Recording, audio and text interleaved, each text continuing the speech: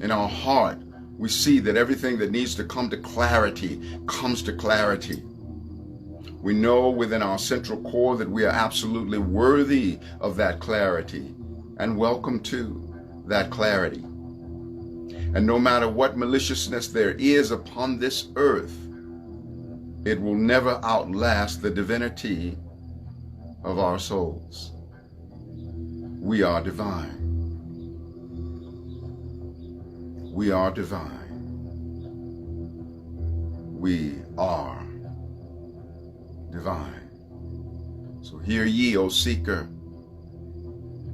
play not a game of chance. Maintain a lofty attitude to conquer lowly circumstance. Some circumstances seem so bad, though goodness in disguise. It's up to us to see the good or else be victimized. For if a circumstance seems down and we reject it with a frown, that circumstance is then compelled to pull us down in mental hell. That which is necessary, that which is necessary shall be. There is no escape from the fulfillment of necessity. To make a vain attempt will find one in the spider web of cyclicity. Around and around a constant revolution, not learning the lesson or receiving the message that would afford one a divine solution. But as for every experience, yours or mine, we are the creators of necessity in thought and word and deed. You see, never an element of chance, not for you or for me, because we project the causes. The effects become necessary. We create action, circumstance, and destiny. And now we know exactly what to expect through the universal law of cause and effect. But during the times when something negative would happen to us, our burden seemed so heavy and oh how unjust. We cursed and cried, how could this happen to us? But the seeming negative thing was a lesson and a message too that could be highly beneficial to me and to you. The lesson and the message were like a door marked pull, but our head was so hard and we were as stubborn as a bull, for there we were pushing on a door marked pull. What are we doing? No wonder all the strife. Let us pass through the door of experience and it will serve us in life. So we open up the door, we stand tall and we face it. Our cup is somewhat bitter, but we receptively embrace it. It's a very wise decision, for we cannot escape it. Yes, this effect was reaped from a cause we did sow, and now is simply the time to pay the debt that we owe. So with calm assurance, we now walk through the door to be tormented by this experience no more. For the lesson we have learned and the message we did hear it, oh how it expanded our mind and quickened our spirit. Yes, that circumstance was no element of chance. We were only receiving our own, and that's why we embraced it. Behold, the things of greater brilliance on the other side of the door that now dutifully and gracefully fulfill and replace it. To think we foolishly thought it was a disadvantage, what a blessing to realize that every seeming negative thing must always have an equal positive advantage. And now that all negative thoughts have been divinely released, our countenance is filled with that heavenly peace. A peace firm in the supreme spirit of eternal standing, I mean that unshakable peace that passeth understanding. And now, whatever our fate, let us not be disturbed. It did not happen to hurt us, but to humbly serve. Despite the seeming pain and apparent distress, all situations are to uplift our consciousness. And now the knowledge has been bestowed upon you and upon me that whatever comes into being is born of necessity. No more will we be caught in the web of cyclicity. We're now empowered by the dance of cause and effect, the universal law of necessity.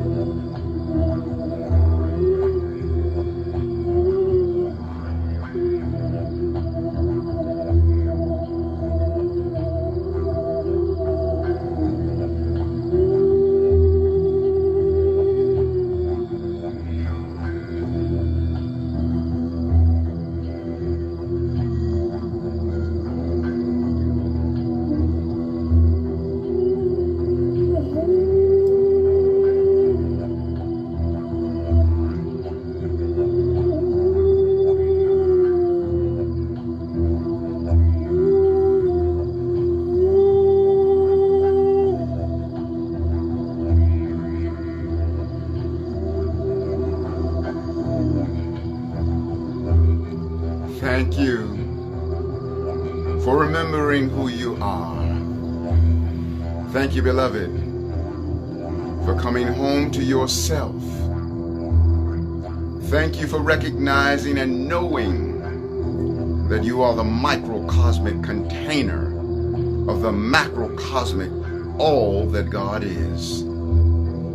God, Goddess Absolute, takes up sacred residency within the inner sanctum of your being.